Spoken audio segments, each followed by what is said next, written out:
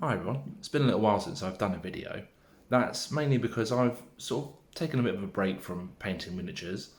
I've finished off some rather large commissions, and so since then I've kind of just not really bothered to do too much. But what I have been doing is playing with my new printer. So this is the Neptune 2 from Elegoo, and it's a FDM printer.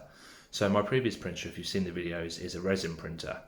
And whilst the detail you can get on it is absolutely fantastic, to print anything of size, it has to be broken up into lots of pieces. And of course, the more pieces it's broken up to, the more time it takes. And I saw this printer on Amazon, and I've been in the Neptune 2 group for a little while. So I thought, you know what, why not? It popped up on Amazon. They're £150, which for an FDM printer, from what I gather, is an exceptional value.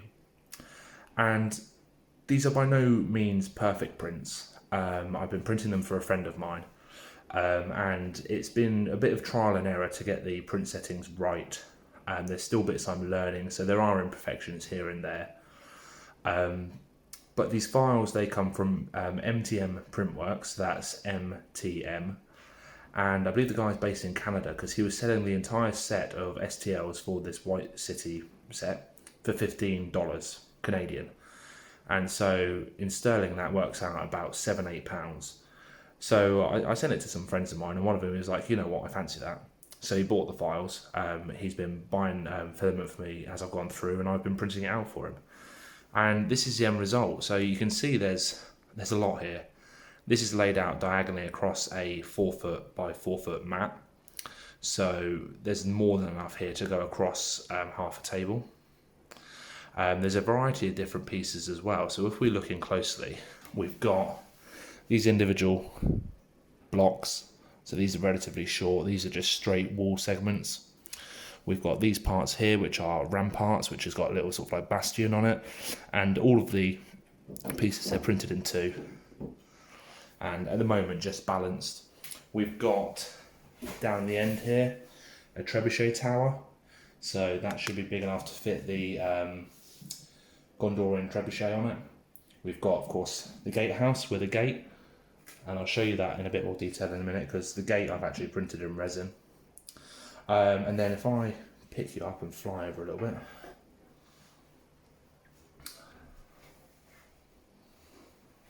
at the back here,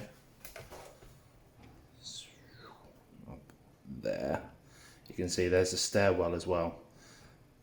So there's access up and down to the walls. And the final piece, the pièce de résistance really, is this absolutely huge, zoom out a bit more, there we go, tower piece. So this is printed in 3 parts. You've got the top here, and then you've got 2 middle sections. It was actually originally designed to work with a gatehouse. And the guy who's designed it, Max, he's designed this absolutely massive gatehouse which involves like 6-7 different pieces. And when I looked at it, I was like, that's far too big for what I want to print. So I sent him a message actually, and I've got to admit the post-sales service has been absolutely fantastic. So originally, this print piece had a door on this edge and a door on this edge, and it would sit on a corner. So you'd have it sitting on a corner and the gate in the middle. But I was like, I don't really want to do that. So can you make it so that the doors are opposite each other? And literally overnight, he amended the file, uploaded it, and said, yeah, there you go.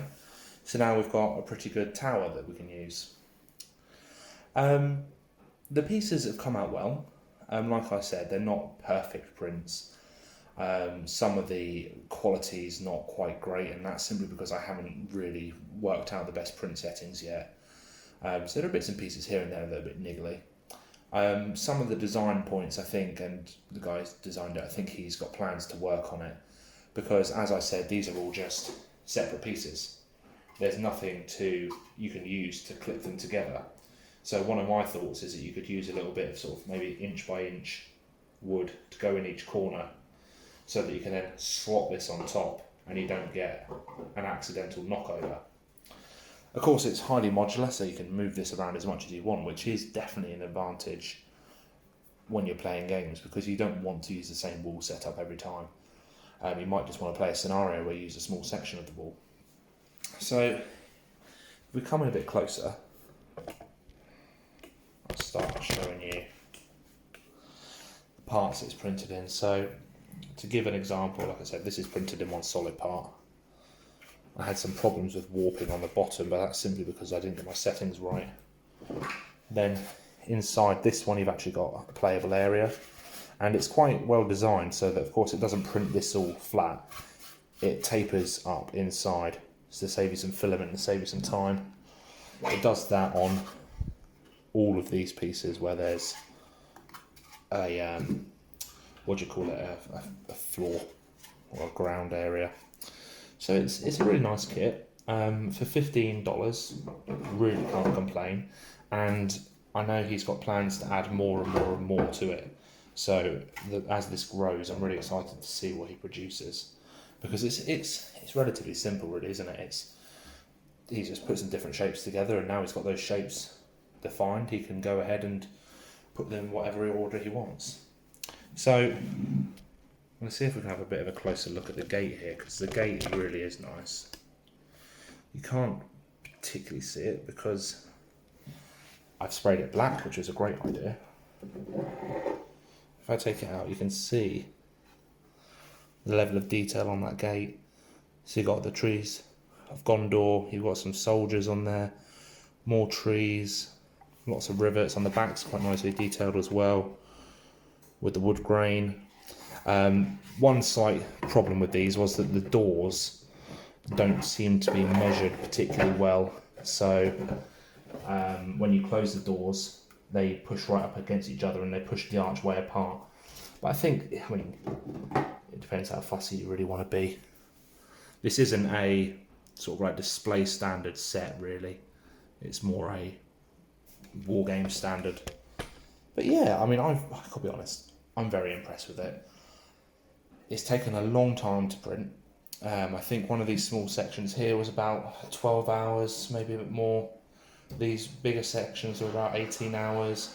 Then when you start getting some of these big ones, you're talking 30 hours. Partly because maybe my print settings aren't particularly great. Sorry, that's a dishwasher gargling away. But also, I've been using default profiles, so I've not experimented much. But it's a fantastic kit, as you can see. I'm going to be boxing it up and sending it away. So what I'll do is I'll take some photos and add them to the end of this video, and hopefully you've all enjoyed it. So keep an eye out for any more videos that are coming this way. I've been printing some Star Wars Legion stuff as well, so that'll be quite interesting to show you eventually. And thanks for watching. So, bye for now.